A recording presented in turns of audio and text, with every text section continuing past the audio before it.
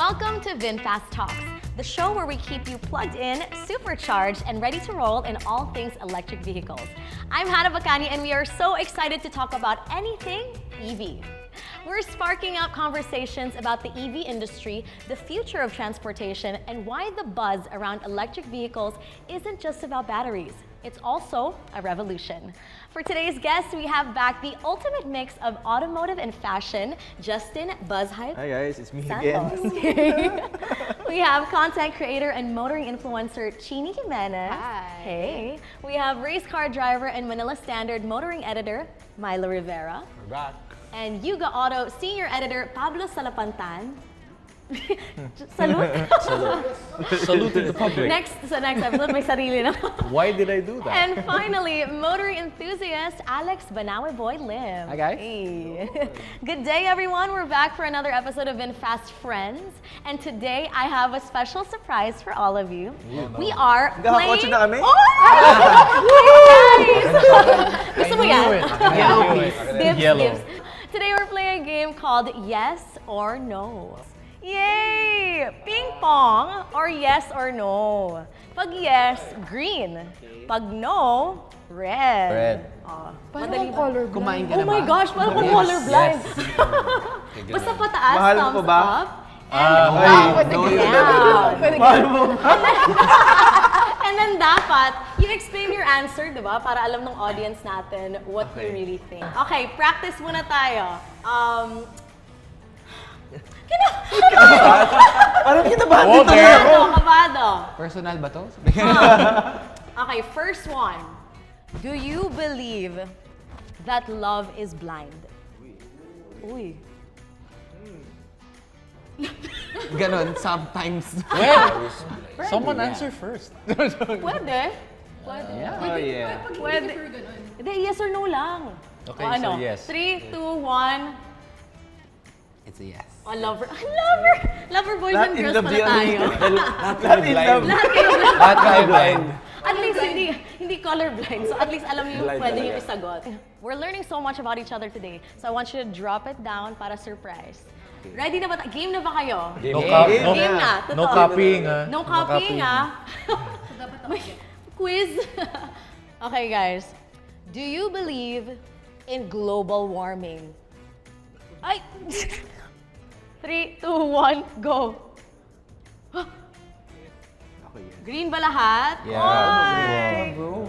VinFast. Sa init ng Pilipinas, kala ko nag-red ka pa, bro. Ramdam naman natin, di ba? No, totoo yun. I feel like it's getting hot talaga lately. Actually, December ngayon, pero hindi siya katulad It's ng not mga the past usual. Decembers. I remember when I was a kid, I mean, it's cooler, man. Yeah, no. Way cooler. Usually, pag December, naka-jacket tayo dito sa Manila. I mean, when they first started talking about global warming, it was like, oh, okay. Now, though, you really feel it. Yeah. Like, it's I not, do agree. it's not just people talking about it. You really can feel the difference now. Yeah. Especially like they said, we just had a series of consecutive storms. Oh, yeah. That was all part of global warming. So then I think it was just somebody wrote about that just last week. I read that. So Yeah. it's true, guys. It's true, yeah. real. Global And warming guys, is- hindi lang siya sa it's Pilipinas. Yeah, Baka it's- isipin nyo nasa Pilipinas na yung It's called global warming, not Because local it's- warming. You know. Okay, next question, guys. Baba Huwag ulit. mahirap ha, huwag mahirap. Mahirap. Mamaya It mahirap gets yung harder tanong. and harder. Baka pahirap ng Do question. you think EVs are better for the environment? Yes. I would say yes. Why? You. Explain. How about you, Like, Pablo? di ba- Tagal ah. Oh, Gitna. Ako? Tinuturo mo ba ako? he's better for the environment. 50-50. 50-50. Okay, I mean- paliwanag ka sa barangay ngayon. I think there's a lot of things that can be said. You know, obviously the main thing is that zero emissions. That's true. I mean, when you drive it, there are no emissions. That is obvious 100%. But just like any product, I'm not just highlighting, singling out EVs per se, but any product, anything we consume has energy that was spent to make it, resources, fuels, and all of those different things to make a specific electric vehicle and other products. I mean, I'm not an expert in any of those fields, manufacturing or the environment, but I think I'm just realistic enough to admit that, you know, There were that energies. aspect. Yeah. But driving one, yeah, it is better for the environment, driving one.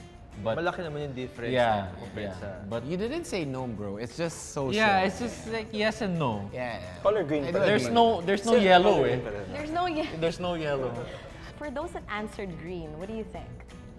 What Pablo said, I mean, when you're driving the car, there's no emission. It's the obvious facts that we get to give the people. You're driving it compared to a diesel engine. I mean, you see all the diesel engine with a smoke belching and everything. I mean, compared to this one, there's no emission, di ba? It's a night and day difference. Yeah. Next question. Are electric vehicles capable of long distance travel? Mahilig sa mga road trips dyan. 3, 2, 1. I'd say yeah. Dito, nakaganyan. Ako gitna. Gitna lang ako. Wow. This is where we all vary. Ooh, explain. Okay, siguro sa ngayon, because of kulang pa yung charging stations, siguro hindi pa ganun kaya layo, like super layo, like far north or far south. But I think kaya gitna kasi eventually, like siguro by next year, dadami na yung mga infrastructure natin for charging stations. So kayang-kaya na lumayo ng mga EVs. For me naman, it's a matter of your choice. I mean, there are different types of EVs. There are EVs that are have high range, and then there are EVs that are good for city drives. That's why not all of the EVs are, for me, are good for long drives.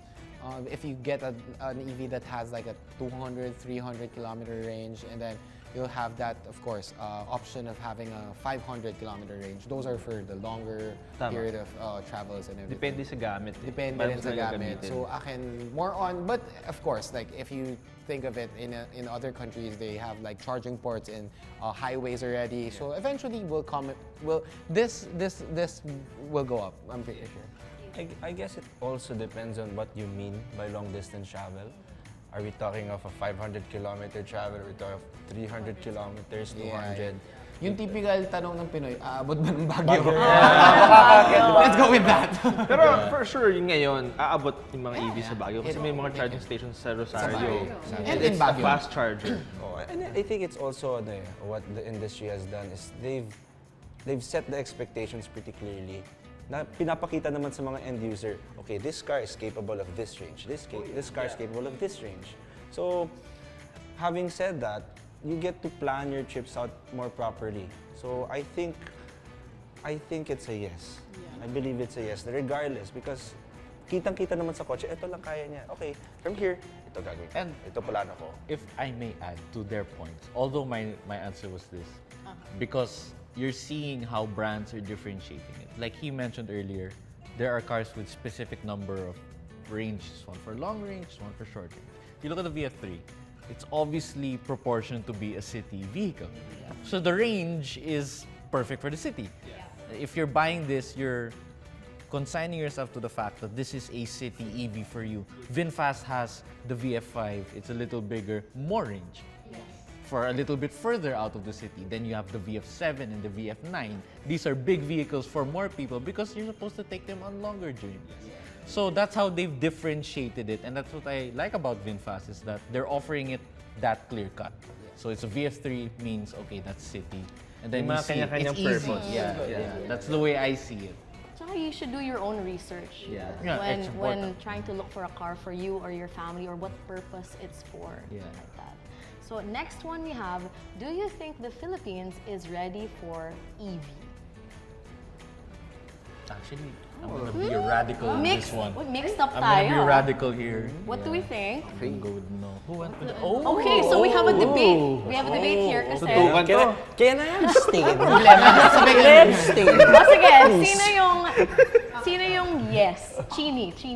No. Sino yung no? Me and Pablo. Okay, Chenee, you go first. Alright. Okay, for me, I think it's all about education. So now we're starting. Maybe my answer next month will be different.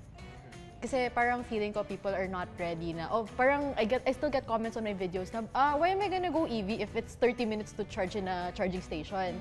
Pero in fact, you can charge it at home and forget about it every night you go home and then you have range na ulit. So parang that sort of education lang. And yung parang people need to get used to planning trips. I think it's a change of, yung adding that to your routine. So we're getting there, pero for now I can't say because education pa. I agree with what you said, but it's really also more of. I remember when I first started borrowing certain EVs, and then you would get to a certain place, and then the place with the charging station doesn't have the plug that fits into your EV.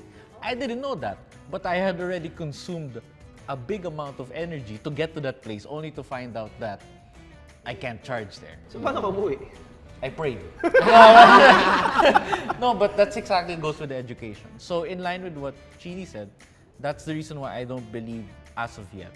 Because it has to be a really organized effort from all the stakeholders involved in this ecosystem of electric vehicles to push out the right amount of information and to really support it properly. It's fine, you offer it, it's good. But then we cannot, there will be people who don't like it and there will be people who like it. But we shouldn't punish the people who want it by not, like, kayo lang naman may gusto niyan eh. Why should we care about you, the greater majority? No, that's not fair.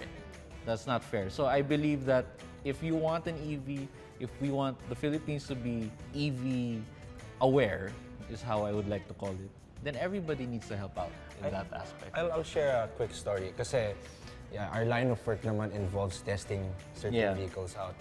And the first time an EV was lent to me, I was so excited, I was so eager to try it out. I was enjoying it. And it so happened that my trip that week was to Clark. So that's about 110 kilometers. Yeah. From it. But I was driving like a madman. Okay. Aminado ko, I was medyo True. nagtatahi ako ng Weaving. weaving kote, wala akong Safely. pakisabi. Sabi ko, even Safely. within speed limit, within speed. But I would like step on it out of an intersection or a stoplight rather safely, obviously. Yeah. But I was enjoying, happy. Sobrang sobrang Iba kasi naman talaga mag-drive na throttle happy ako. So, and then siguro when I got to Clark that day, siguro 37% na lang natitira. And then I started thinking, like, what do I do? Do I let it be? Makakauwi pa ba ako ng Manila? Or I'll find a charging station? And I remember this because you messaged me. I told you about it. Bro, na-stress ako ng gagawin ko. Call a friend. Call a VinFriend ako. VinFriend. What do I do? Yeah. It was the first time I pulled the charger out of the trunk, tried it out. Sabi ko, wow, tagal pala nito. Yeah. And then I did my research. At that time, the only EV charging station was in Clark, SM Clark. It's in SM Clark. And I had to go there at night to the news that it was out of order. And it got me more riled up and got me more stressed. So, to cut the story short, I was able to find a way, iniwan ko overnight, even if ganun lang pala yung charging. But I couldn't blame the technology. I couldn't blame, and I won't blame the EV for it because it all returns to me. So ganito pala yan. I guess it's Accountability. I love accountability, that. guys. It reverse that. Bumabalik sa akin yan. It's Milo's fault. It's Milo's fault. correct. It's never the EV's It's fault. not It's the my fault. EV. Pinurusahan ako yung race car driver pa yung pinurusahan. But yes, and then from then on, it like what you said, it's all about education. I was educated by experience. Natuto ka. Yeah. Natuto ako. And from then on, whenever I would have an EV with me, okay, Better planning. better planning, Better more responsible, and it's been flawless since then. The next question, is EV safe or not? For me, it's safe. Kasi for sure, bago yan lumabas sa road, meron yan mga quality checking, meron din yung mga regulations or mga requirements na kailangan sundin sa bawat countries. And for me, EVs are safe. Like, may mga sinasabi yung battery sumasabog daw, ganyan, umiinit. Pero wala pa naman ako naririnig na gano'n or hindi pa rin ako naka-experience ng kakilala ko naka-experience ng gano'n. So far, yung mga companies like ito, VinFast, nakapunta ako sa factory nila sa Vietnam, and I saw how they do create their cars, and pati yung mga batteries, talagang yung quality checking nila, talagang very meticulous. So, talagang nakita ko yun, nagkaroon ako ng peace of mind sa brand na to kasi alam kong talagang meron silang pake sa kotse nila. Yeah. When I was there too, I mean, I definitely have a, alam mo yun, yung memory ko is really good kasi, I mean, they really invested. I mean, if you're a business person, you won't invest on something that you know that it's not going to work. I mean, this Vin group, they really invested a huge chunk of money for this to happen. I mean, to push the EV, and then specifically with this specific models and everything, they really invested a huge amount of money. And I do believe on a businessman's perspective, I mean, it is definitely pushing through. And like I remember when, based on my personal experience, when I was lent the VF5, that was the week of PIMS, the Philippine International Motor Show, and that day one, yeah, that was the one. I had the VF5, and it was parked in the open. We know how the parking is. And I remember I was like, I can't get to the car, and I was so stressed. It's EV, oh no! And this is my first land out with VinFast. It might be my last. So I found a way to get there. I get to the car, and then it's fine. Nothing wrong with it. And then obviously I still had to get home, and some of the roads were not super baha, but considerable amount of baha. And it was okay. I mean, obviously you're just a little worried. I've never driven through a flood in an EV, so there's that initial trepidation. But after doing it, I'm like, oh, it's like doing it in a normal car.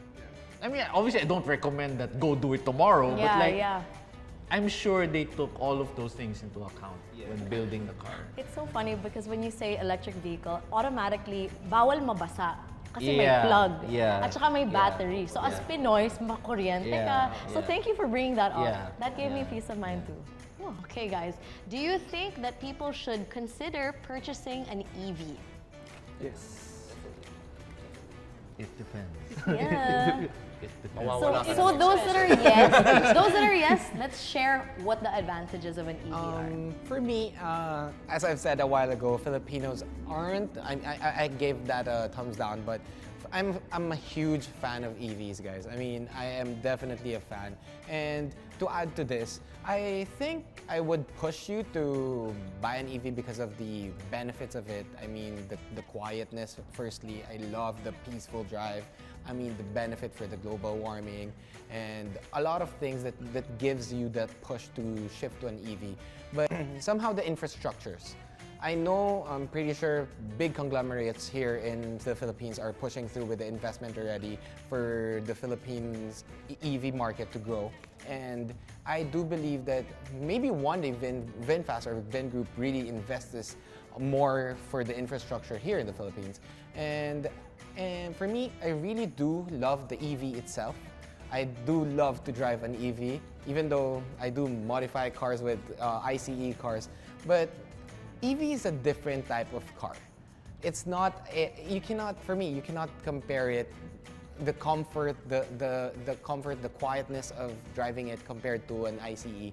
And if you were to ask me, for example, a while ago, having a traffic drive, I would definitely go with an EV.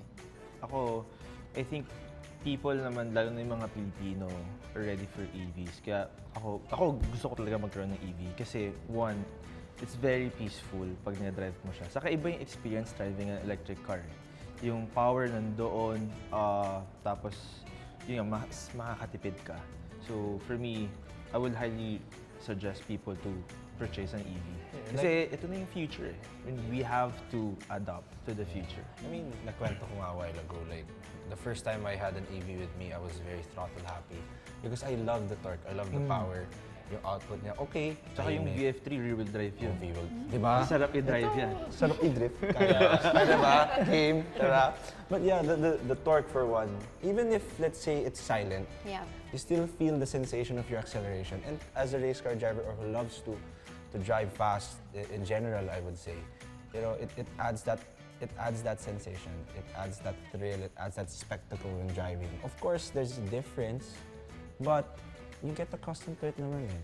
So I guess to answer the whole question in general is I would coin a line from a song, lalabas yung edad ko.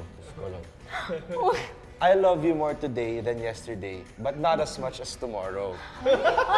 Diba? So as each day goes by, as the exactly as each day goes by, innovation is added, more and more, which gives us more peace of mind when it comes to purchasing an EV. So of course, It will. Do I need to make mano po? Nag-play yung kanta eh. Nag-play yung kanta sa akin. I love you. Copyright, Naging copyright. Naging choir choir na na bigla. tayo. I love you. Pwede na tawanan yan.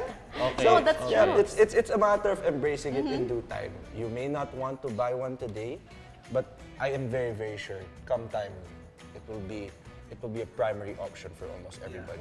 No, I mean, I think you guys brought up a lot of good points. The people answered yes. But the only reason why I answered this is because I think all our jobs, like all of us here, is to communicate properly to the consumers the information that we have. Yeah.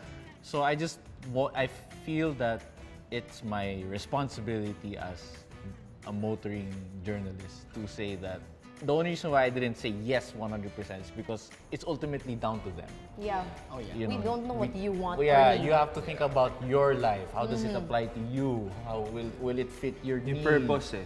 Because you don't. Routine, Yeah, yeah. everything, The most important thing is the research, and if it's not something feasible for your life now, then don't do it. But obviously, the points that they said a while ago, those are all true. Yeah. So yeah, exactly. No, the great part is you can answer these questions yourself. So it's all up to you to decide if you're ready for an EV.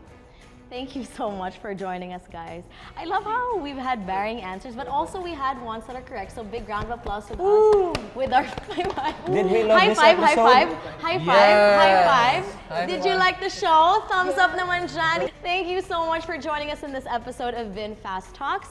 This has been Hannah Bacani. Drop us a comment down below if you have any questions or suggestions in today's episode. Thank you, VinFast friends. Thank you. And thank you to Are our we also VinFast friends. friends? Yes. Okay. Yes. Making sure. Thank you to our Thank you to our VinFast friends who are also watching on Facebook Live. If you're curious to learn more about these amazing VinFast vehicles, make sure to drop by their dealerships in Alabang, Asiana, Cainta, EDSA, Iloilo, La Union, Isabela, and Manila Bay.